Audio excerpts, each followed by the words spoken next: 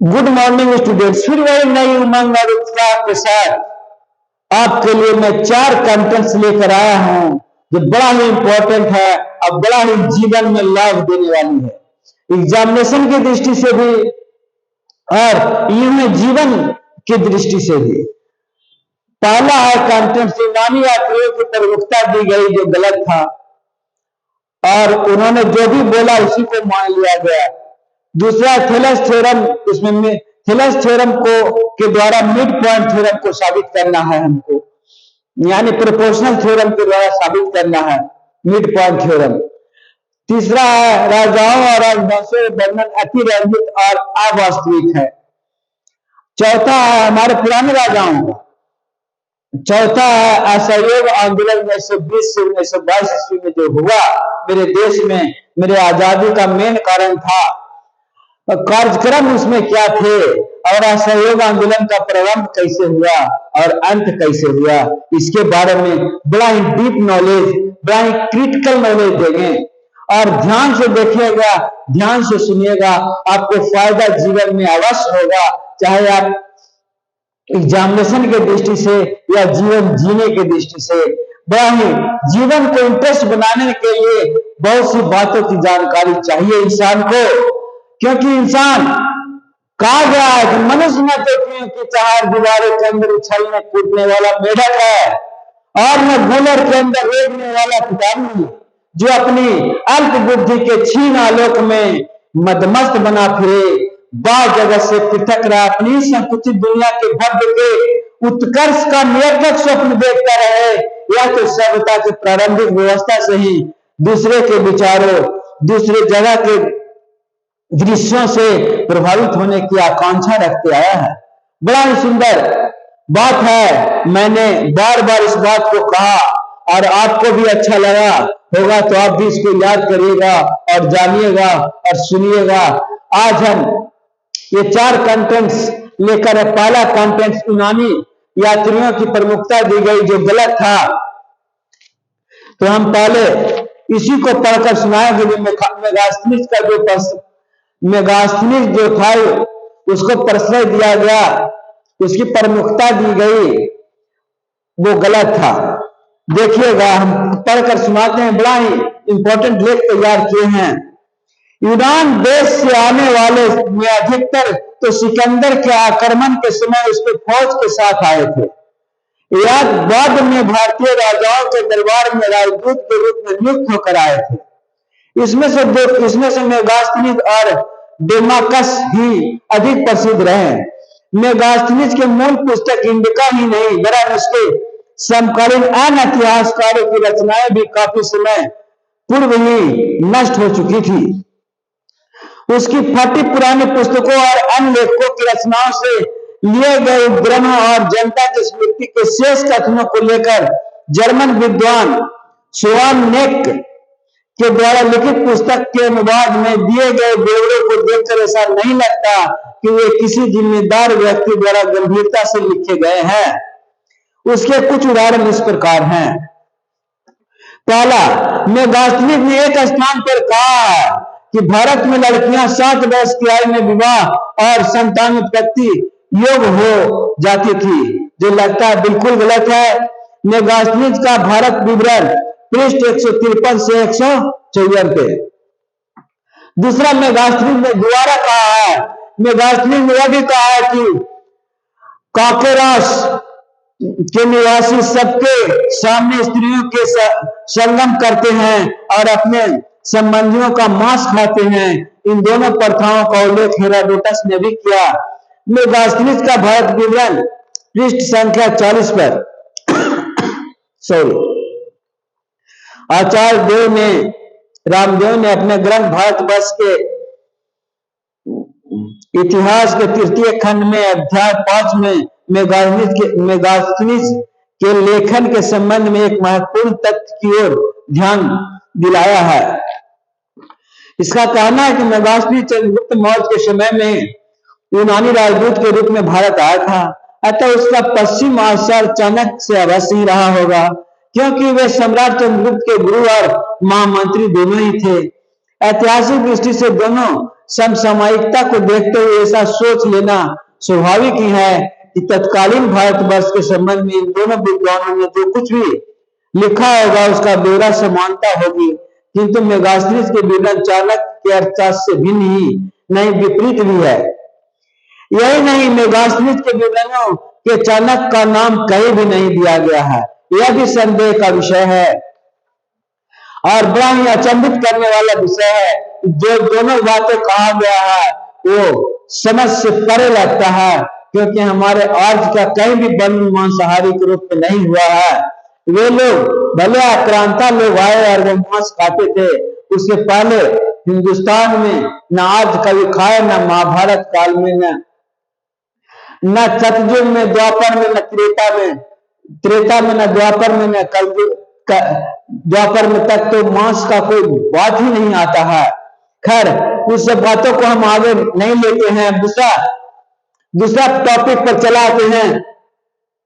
हम दूसरा topic Thales theorem mid point के द्वारा मिड पॉइंट थ्योरम को साबित करना है। बड़ा ही इंपॉर्टेंट है, बड़ा ही इंटरेस्टिंग है। हम मिड पॉइंट थ्योरम को वहां भी साबित करके बताए थे और यहां भी बताएंगे।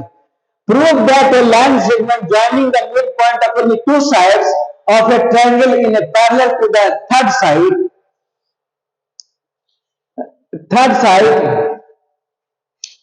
टू प्रूव डी समानांतर थर्ड साइड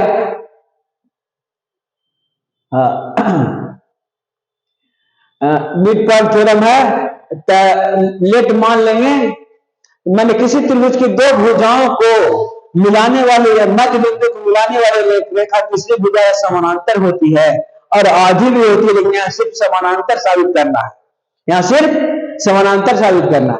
तो गिवन है ABC is a triangle in which D and E are the points of sides AB and AC respectively to prove D समानांतर BC। Since प्रूव करते हैं, प्रमाण है। Since D and E are midpoint of AB and AC respectively, we have तो पाते हैं कोई चीज AB बराबर BD and AE बराबर EC, ये तो होगा ही क्योंकि मिड पॉइंट है AB and AC का।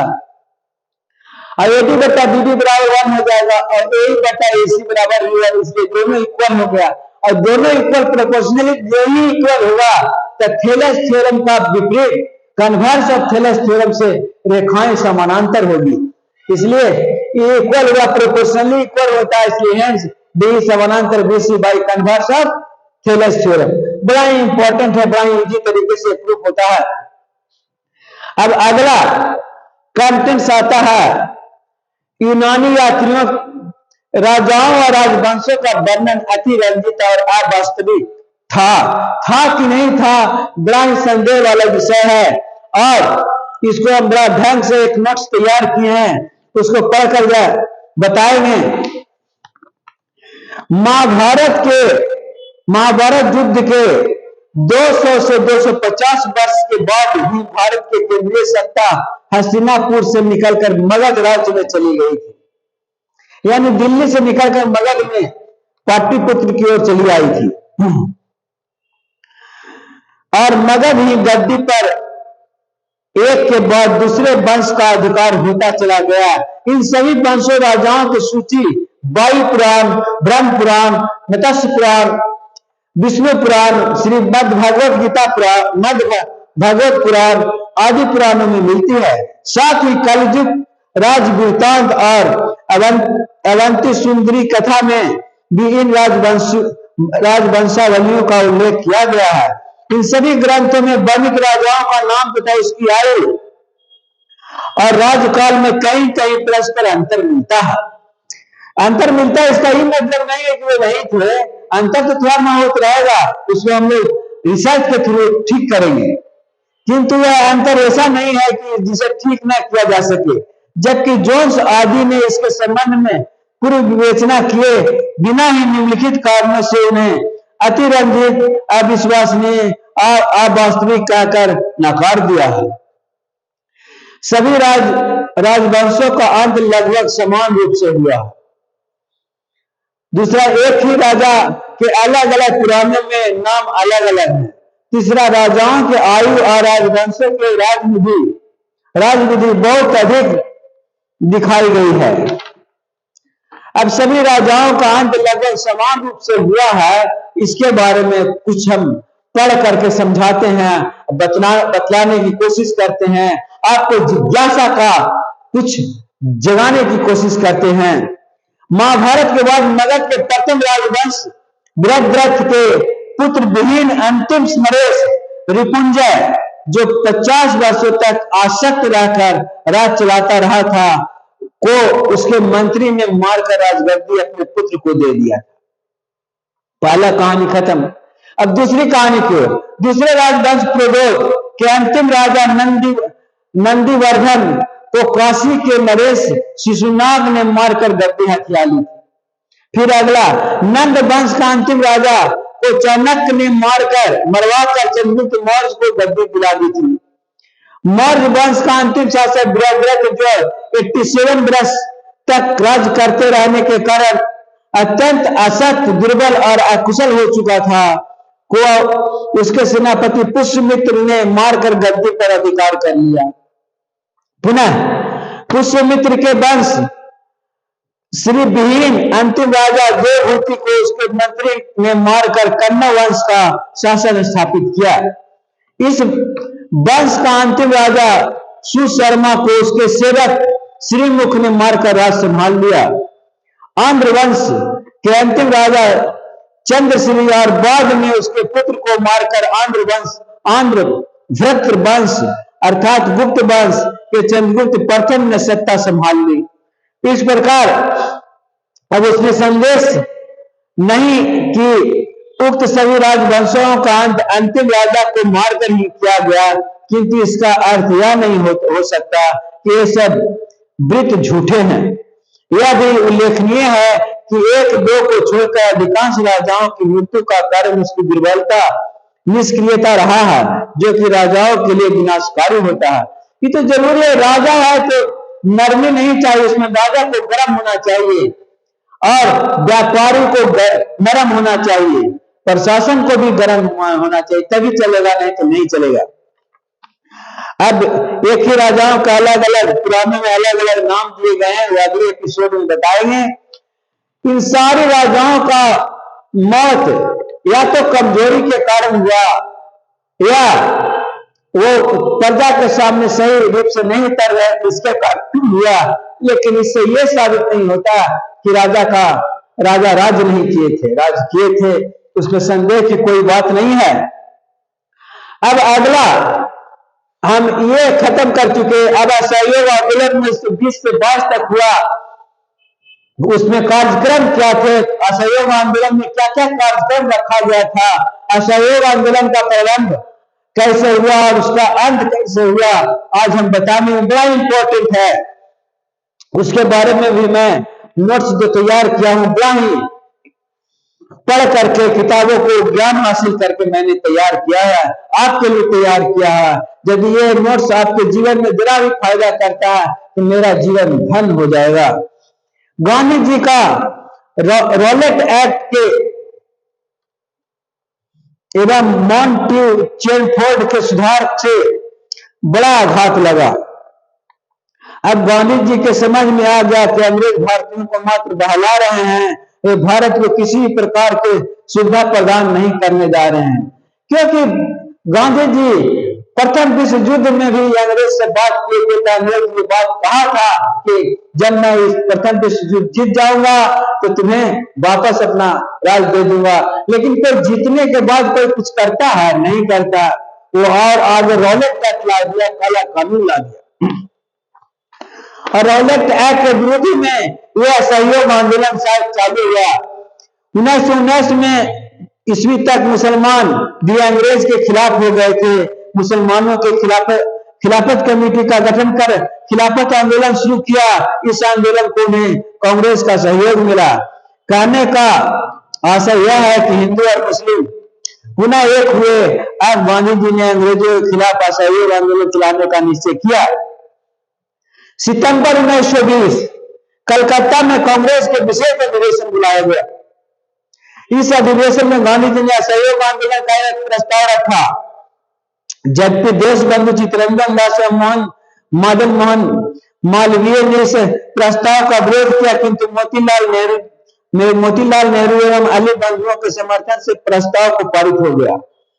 गांधी जी ने अली बंधुओं के ने समस्त भारत का भ्रमण कर आंदोलन का वातावरण तैयार कर लिया और दिसंबर 1920 ईस्वी के कांग्रेस के नागपुर अधिवेशन में इस प्रस्ताव की पुष्टि हो गई। अब असहयोग आंदोलन के कार्यक्रम क्या थे उसके बारे में मैं बताता हूं। प्रस्ताव में निम्नलिखित बातों का उल्लेख किया गया था। पहला, सरकारी पद एवं उपाधियों को त्याग किया जाए। दूसरा, सरकारी दरबारों, उत्सवों एवं स्वागत समारोह का त्याग किया जाए। तीसरा, सरकारी विद्यालयों का बहिष्कार किया जाए। चौथा, वकीलों द्वारा ब्रिटिश अदालतों का बहिष्कार किया जाए। पांचवा, काउंसिल के चुनाव में खड़े हुए उम्मीदवार अपना नाम वापस ले। छठा, विदेशी वस्तुओं का त्याग किया जाए। सातवां, सरकार को कर न दिया जाए। आठवां, विदेशी व्यापार का त्याग किया जाए और नौवां, हाथों की कटाई व बुनाई तक को प्रोत्साहित किया जाए। ये था असहयोग आंदोलन का कार्यक्रम। 9 अब असहयोग आंदोलन का आरंभ। प्रस्ताव पारित होने के बाद गांधी जी ने असहयोग आंदोलन प्रारंभ कर दिया। इस आंदोलन में भारत का अपार जन समूह गांधी जी के साथ था। आंदोलनकारियों के सरकारी उपाधियों का त्याग किया, वकीलों ने अदालत का बहिष्कार किया, विद्यार्थियों ने स्कूल एवं विद्यालय को त्याग किए, विदेशी वस्त्रों का परित्याग कर जगह जगह होली जलाई गई, देशी वस्त्रों को अपनाया गया। 1921 ईस्वी में अहमदाबाद में हुए कांग्रेस वार्षिक अधिवेशन में आंदोलन को और अधिक तेज करने का निर्णय लिया गया। गांधी जी ने एक पत्र द्वारा वायसराय लॉर्ड मीडिंग को सूचित किया कि यदि सरकार अपना रवैया न बदला तो शीघ्र ही टैक्स न देने का आंदोलन चलाया जाएगा। और फिर बाद में बता देंगे, कल हम अगले एपिसोड में बता देंगे कि असहयोग आंदोलन क्यों वापस लेना पड़ा था गांधी जी को। चौरी चौरा कांड जब बताएंगे तब आज असहयोग आंदोलन के बारे में मैं इतना बताया हूं और इसी के साथ उसका प्रारंभ तो चालू कर दिया, लेकिन अंत हम इसका कल बताएंगे जो चौरी चौरा कांड में जाकर होगा। बड़ा ही इंपॉर्टेंट है, बड़ा ही एग्जामिनेशन की दृष्टि से VVI है और आपको फायदा देने लायक है। ये 4 कंटेंट्स हमने बता दिया। अब प्रश्न उठता है कि थोड़ा हाउ टू ऑपरेट यकीन, इस पर हम थोड़ा बता दें। तो हम बताते हैं, यहां से इस प्रकार जाते हैं और यहां से फिर हम YouTube चालू करते हैं और YouTube चालू करके थोड़ा सा आपको इंटरेस्ट जगाते हैं कि YouTube में जो कल बताए हैं ऋग्वेद में जी के सब मेरा है। और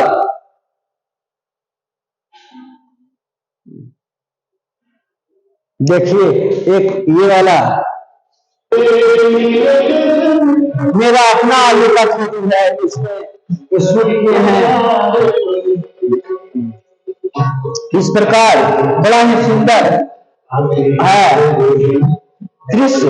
इस दृश्य को आपको मैंने दिखाया और खुश करने के लिए, जिज्ञासा लगाने के लिए कि आप भी इस तरह का यकीन बोर्ड में करके आप, हम यकीन का तो कोई प्रचार प्रसार नहीं कर रहे हैं, लेकिन आप घर शुरू कर सकते हैं। प्रकृति अपना सौंदर्य निखारता है। ये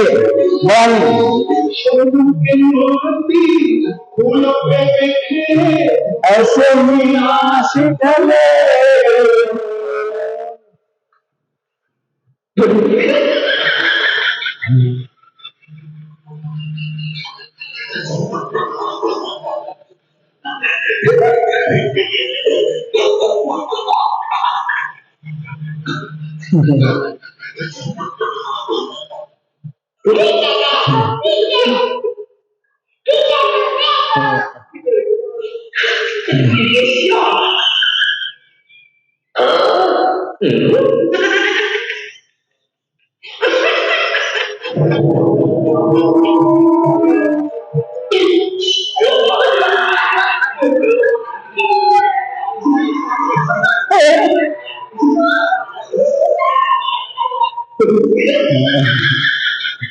इस प्रकार आज का ये वीडियो हंसी के साथ मैं समाप्त करता हूं।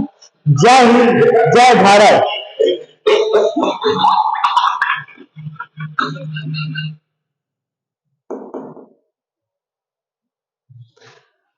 और आज आपसे विदा लेता हूं, एक धन्यवाद करते हुए। यदि आपको कुछ फायदा होगा तो एक सब्सक्राइब और लाइक जरूर करेगा। धन्यवाद, धन्यवाद, धन्यवाद।